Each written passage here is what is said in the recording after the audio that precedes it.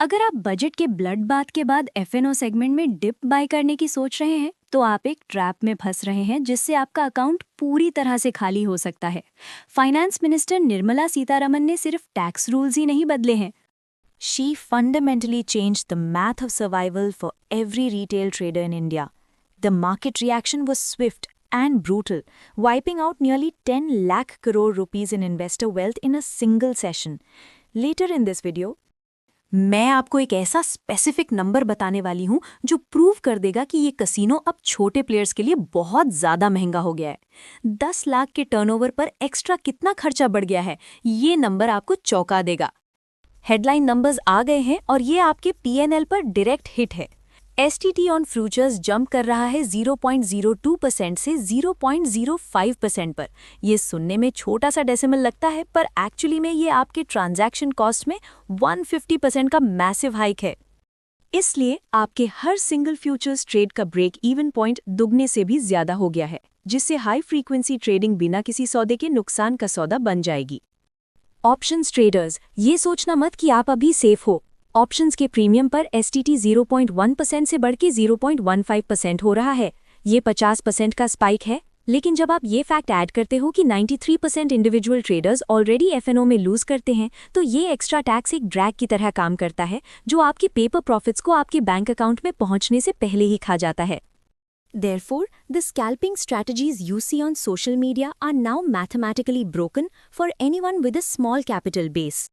देखिए तो market ecosystem कैसे बुरी तरह ढूंढ निकल रहा है। बीएसई लिमिटेड, एंजल वन और ग्रो के पेरेंट कंपनी के शेयर्स 13.5% तक गिर गए। ये स्टॉक्स किसी खराब अर्निंग्स रिपोर्ट की वजह से क्रैश नहीं किए। इन्वेस्टर्स को पता है कि हायर कॉस्ट्स ट्रेडिंग वॉल्यूम्स को खत्म कर देंगी। गवर्नमेंट इसे एक्सप्लिसिटली एक कोर्स करेक्शन कहा जा रहा है, ताकि वो बेटिंग स्टाइल स्पेक्यूलेशन को रोक सकें। वो सेबी के डेटा से वाकिफ हैं, जिसमें रिटेल ट्रेडर्स ने 3 साल में 1.8 लाख करोड़ रुपीस गंवाए हैं, और अब वो इस पार्टी को बंद करने जा रहे हैं। बट जब तक एफएनओ को स्क्वीज किया जा रहा था, डिलीवरी बेस्ड इक्विटी और म्यूचुअल फंड्स को बिल्कुल अनटच्ड रखा गया। Therefore the government is sending a clear signal. वो आपको डेरिवेटिव्स की कसीनो से बाहर और लॉन्ग टर्म कैश इन्वेस्टमेंट्स में वापस लाना चाहते हैं। Low cost high volume speculation का दौर खत्म हुआ। ज्यादातर चैनल्स आपको सिर्फ समाचार पढ़कर सुनाएंगे, लेकिन यहाँ हम गणित करते हैं ताकि आपको नुकसान न हो।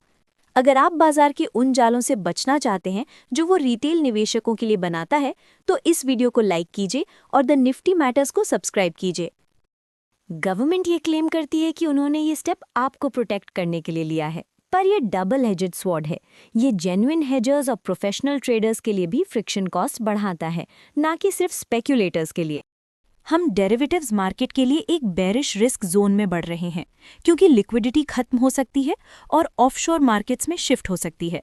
यदि आप एक इंडिविजुअल ट्रेडर हैं और 10 लाख रुपए के पोर्टफोलियो को मार्जिन के रूप में इस्तेमाल कर रहे हैं, तो आपको हर महीने लगभग 60,000 रुपए अधिक टैक्स देना पड़ सकता है यदि आप सक्रिय हैं। स्ट्रक्चरल ग्रोथ स्टोरी इंफ्रास्ट्रक्चर और मैन्युफैक्चरिंग में तो अभी भी है, जिसमें 12.2 लाख करोड़ का कैपेक्स टारगेट है, लेकिन एफएनओ से इजी मनी अब जा चुका है। एक्सपर्ट वेटरन इन्वेस्टर्स तो इस मूव का ऑलरेडी वेलकम कर रहे हैं, क्योंकि यंग ट्रेडर्स को ये मूव लेवरेज से बर्बाद होने से बचाएगा। कैश स्टॉक्स में इस समय ये एक्यूमुलेशन की रेंज है, लेकिन एफएनओ अभी हाई रिस्क ट्रैप है, इस समय खास करके उन लोगों के लिए जो ज्यादा नहीं जानते। मैथ अभी आपके फेवर में नहीं है। आपको ट्रेड की क्वालिटी पे ज्यादा फोकस करना चाहिए, ना कि उसकी संख्या पे, वरना मार्केट आपका पैसा लेने से पहले ही टैक्स मैन आपकी कैपिटल ले जाएगा।